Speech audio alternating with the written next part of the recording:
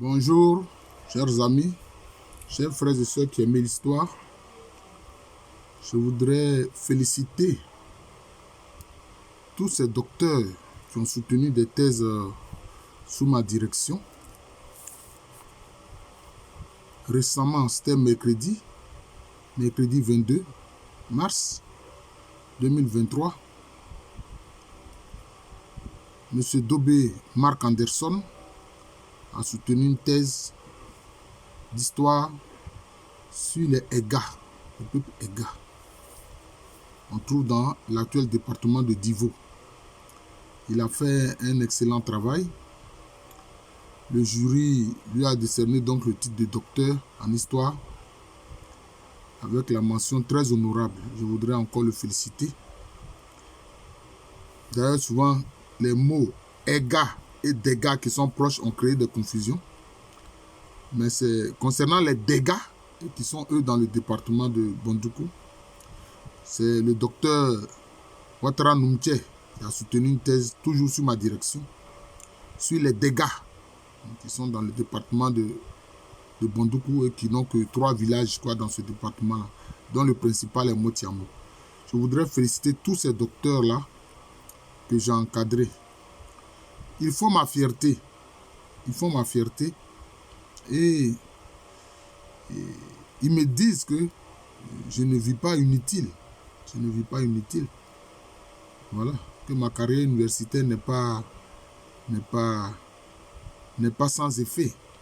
Voilà. Quoique le docteur Dobé, c'est le 35e docteur que j'ai formé. Voilà. Donc j'ai encadré 35 thèses. Depuis 2008, ça fait quand même beaucoup, depuis 2008. Voilà. Donc j'en suis heureux. Alors, je voudrais poursuivre la série de vidéos sur l'ouvrage de Brzezinski, Le Grand Échiquier. Le Grand Échiquier. Voilà.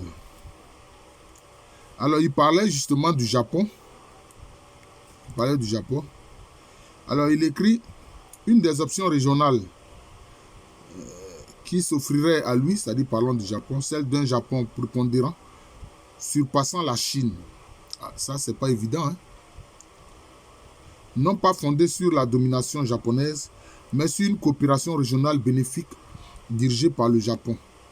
Non, si c'est une coopération régionale qui s'appuie sur le principe du gagnant-gagnant, un respect mutuel, ce n'est pas pour que le Japon dirige ça. Parce que le Japon a eu anciennement une politique impérialiste vis-à-vis des autres pays de l'Asie. Ces pays-là s'en souviennent, ils n'ont pas oublié. Ils ont commis des massacres en Chine, des massacres en Corée. Ça, les gens n'ont pas oublié ça. Non, M. Brzezinski, il faut vous référer à l'histoire. Hein. Voilà. Le Japon reste en outre dépendant de la protection militaire des États-Unis et du soutien international. Bon, de quel soutien international il parle? Et puis ensuite, quand il dit que c'est la protection militaire des États-Unis, est-ce qu'ils en ont vraiment besoin? D'ailleurs, les nationalistes japonais demandent aux Américains de fermer leur base militaire d'Okinawa, ce que les Américains refusent, ce que les États-Unis refusent. L'abrogation, même l'abandon progressif du traité liant ces deux pays rendrait le Japon immédiatement vulnérable au bouleversement que pourrait produire une grave crise régionale ou mondiale. Ça, c'est pas vrai. C'est pas vrai. La Chine ne menace pas le Japon. L'Indonésie ne menace pas le Japon. Personne ne menace le Japon.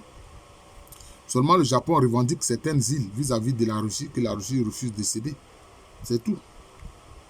C'est pas vrai. Et puis, cette protection militaire des États-Unis dont il parle, est-ce que c'est les Japonais qui ont réclamé cela? Non. Cela leur a été imposé par les États-Unis à la fin de la guerre du Pacifique. Voilà.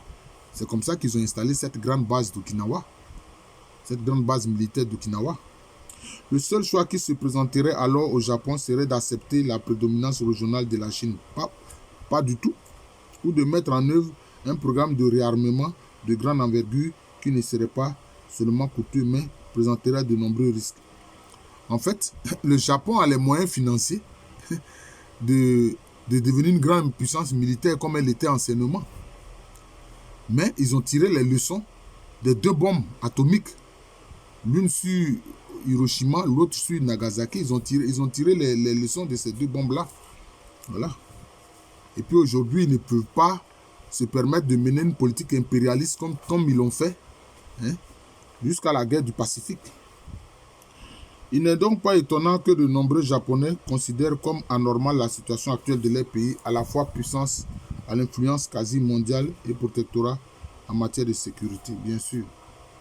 Toutefois, aucune alternative viable et radicale ne semble se profiler pour mettre un terme à cette situation. Bon, mais ce qui est sûr, ils demandent, hein, les nationalistes japonais demandent le départ de l'armée des États-Unis. Ça, c'est clair. Ça, pour ça seulement, ils ne transigent pas là-dessus. Hein. La plupart des Japonais sont conscients du fait qu'un changement de stratégie majeur et brutal serait dangereux. Mais en fait, ils ont relancé la question de la sécurité militaire que le Japon même devrait se doter. Notamment, à quel moment? Avec la crise ukrainienne. Avec la crise ukrainienne, ce problème a été soulevé, je crois. Et le premier ministre japonais a dit qu'il faut que le Japon songe à se doter d'une armée forte. Mais qui cela va effrayer en premier? Ce n'est pas ce que le Brzezinski veut faire croire. Ce que cela va effrayer en premier, ce sont les États-Unis. Parce que c'est eux qui ont une occupation militaire là-bas. Ça, c'est une occupation militaire, la base d'Okinawa. C'est une occupation militaire. Voilà. Depuis les années 50, la politique étrangère du Japon est fondée sur 4 principes fondamentaux, proclamés par le premier ministre d'alors Shigeru Yoshida. La doctrine Yoshida prévoyait 1. Le développement économique devrait être l'objectif principal du Japon. 2. Le Japon devrait être faiblement armé et éviter tout engagement dans les conflits internationaux. C'est ce qui est en train de changer. 3. Le Japon devrait se conformer au leadership politique des États-Unis et accepter leur protection militaire. Et pourquoi? Parce que le Japon était dans une position de faiblesse. Depuis le traumatisme des 2 bombes atomiques, voilà, que le président Truman a lancé sur le Japon, alors que ses experts militaires lui avaient dit on n'a pas besoin de frapper le Japon de ces bombes atomiques parce que nous pouvons les vaincre sans les utiliser. Mais lui n'a rien voulu savoir. Il voulait essayer, faire un essai en tuant des millions de gens. C'est ça le fait. 4. La diplomatie japonaise ne devrait pas relever d'une idéologie particulière, mais de se concentrer essentiellement sur une coopération internationale. Oui, mais là aussi le problème c'est quoi? Le Japon joue le jeu des Occidentaux. Hein?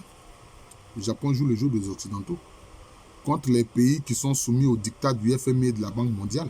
Voilà le problème. Comme de nombreux Japonais se sentaient également peu à peu à l'aise à l'engagement croissant du Japon dans la guerre froide, on a vu naître au cours de cette période l'utopie d'une semi-neutralité. En effet, il n'y a pas si longtemps, en 1981, Masayoshi Ito, ministre des Affaires étrangères, s'est vu contraint de démissionner pour avoir autorisé l'utilisation du terme alliance d'Omei pour définir les relations entre les États-Unis et le Japon. Parce qu'en réalité, bon, il a utilisé le terme d'alliance. Pourquoi est-ce que pour ça, on l'a forcé à démissionner? Mais est-ce que c'est vraiment une alliance? Non. Moi, je trouve que ce n'est pas une alliance. C'est une domination militaire des États-Unis avec la menace constante de la base militaire d'Okinawa. C'est de ça qu'il s'agit. Bon, il écrit tout cela appartient désormais au passé. Le chapeau était alors dans sa phase de redressement. La Chine se tenait volontairement à l'écart de et l'Eurasie était divisée. En revanche, l'élite politique japonaise actuelle est bien consciente d'un Japon riche, impliqué dans l'économie internationale, ne peut plus faire de l'enrichissement personnel l'objectif national principal sans provoquer la rancœur de la communauté internationale. De quelle communauté internationale il parle?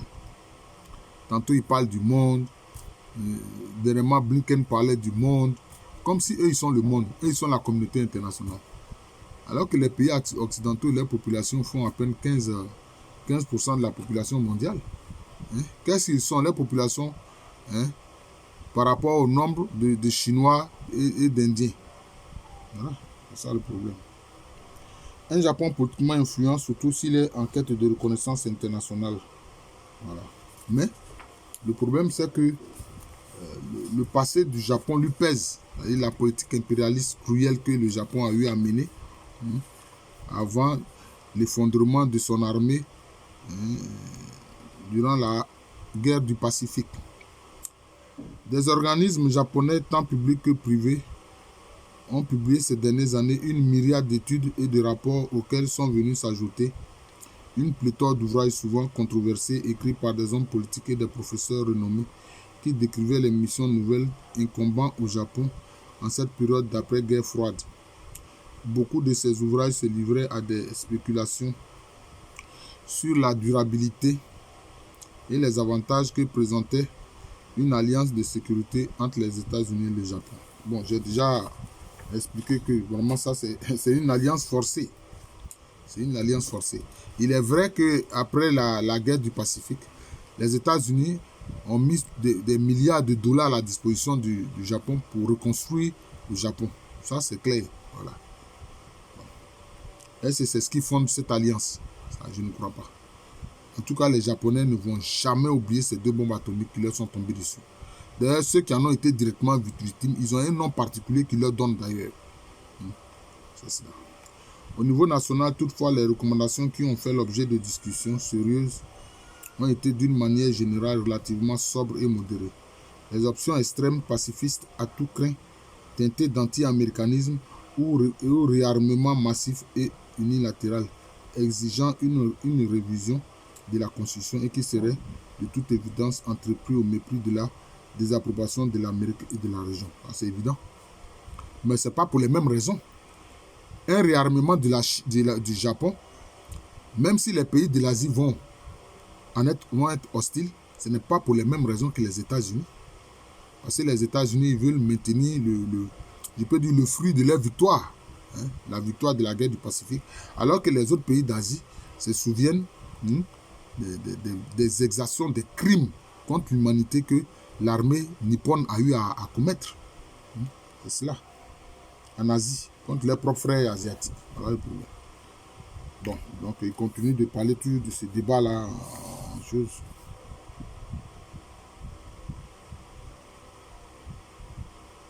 Bon.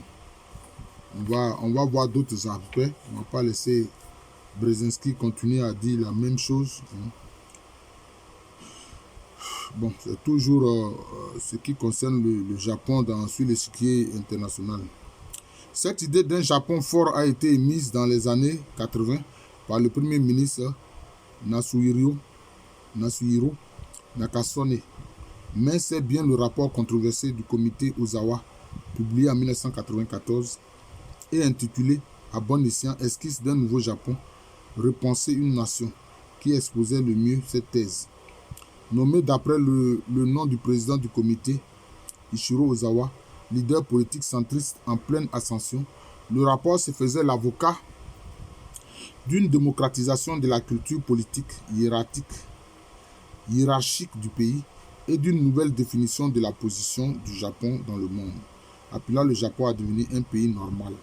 Le rapport recommandait le maintien des liens de sécurité avec les États-Unis tout en conseillant au Japon de mettre un terme à sa passivité internationale en prenant une part active à la politique mondiale et surtout en s'imposant comme le meneur des efforts déployés pour le maintien de la paix dans le monde. Bon, est-ce que les États-Unis vont permettre un réarmement du Japon? Parce que je crois qu'aujourd'hui, les leaders américains, les hommes politiques américains sont beaucoup plus flexibles à cette idée à cause de la puissance de la Chine. Parce que la Chine est devenue une très grande puissance militaire, non seulement économique, mais militaire. Si on veut voir la Chine aujourd'hui, c'est la première puissance économique du monde.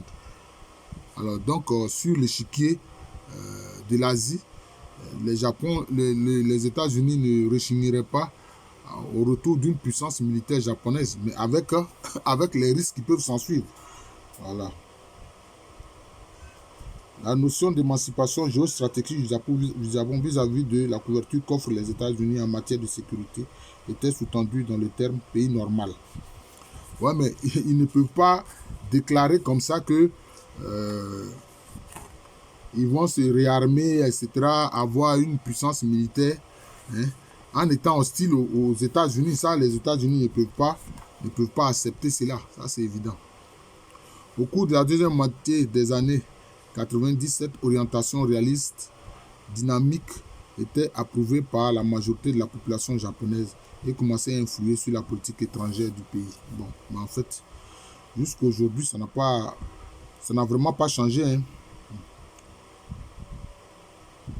Bon, on parle ici, par exemple, d'un personnage important, Akio Morita, ancien PDG de Sony, vous connaissez la société Sony, qui incarne l'importance pour le Japon de s'engager dans les objectifs mondiaux à caractère éthique, invoquant souvent la notion de nouvel ordre mondial.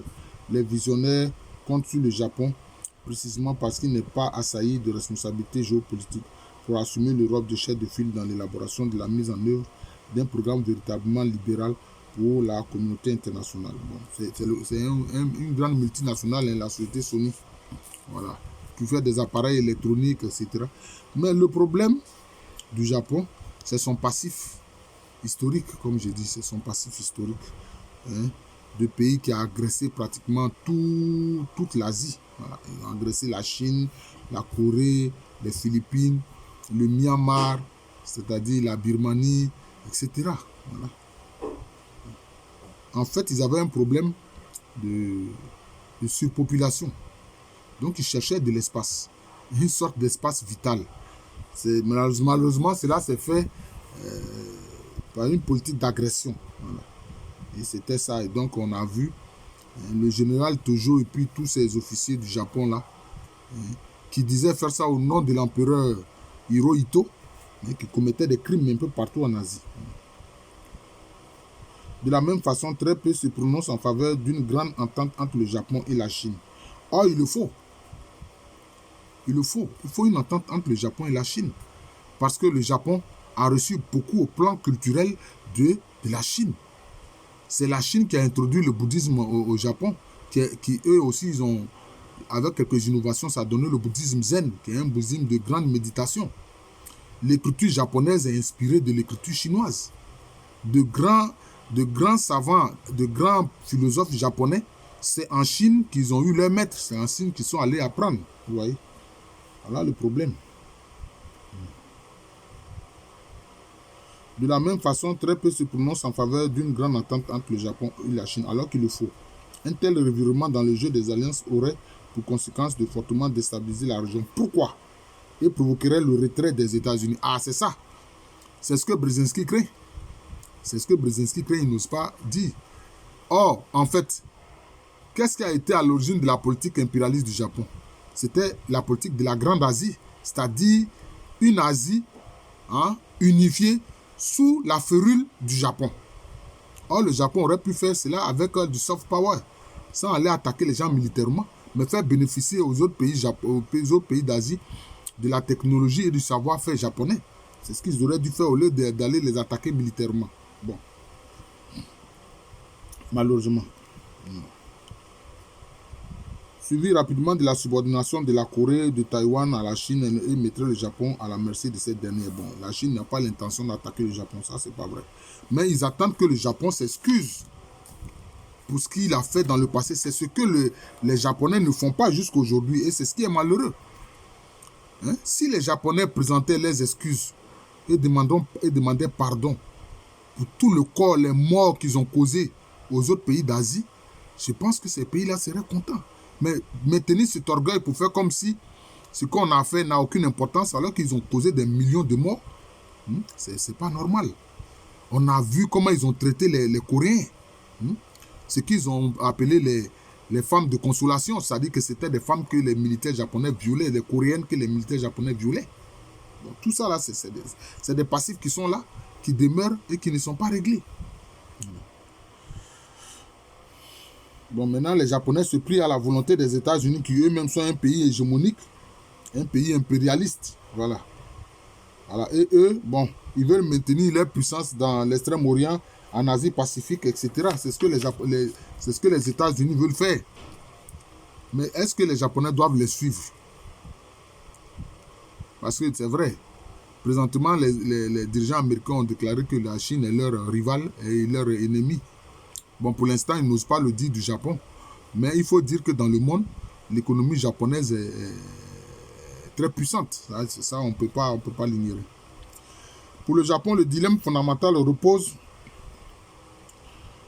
Aussi sur un impératif historique, puisqu'il lui est impossible de devenir un pouvoir régional dominant et que l'idée de devenir une puissance mondiale à part entière n'est pas, pour le Japon, je veux dire, n'est pas envisageable sans fondement régional. Le Japon, s'il veut devenir un leader mondial, doit s'engager activement dans le maintien de la paix internationale et dans le développement économique. Mais dans quel maintien de la paix internationale vont s'engager? Les Occidentaux disent s'engager au maintien de la paix internationale, mais qu'est-ce qu'ils font? Ils bombardent des pays rien que pour enlever des gouvernements, pour faire tomber des gouvernements. Voilà. Ils bombardent des pays rien que pour faire tomber des gouvernements, c'est tout. Est-ce que c'est cela la paix internationale? Mais le Japon ne peut pas, je peux dire, s'impliquer dans une telle façon de faire, ça c'est évident.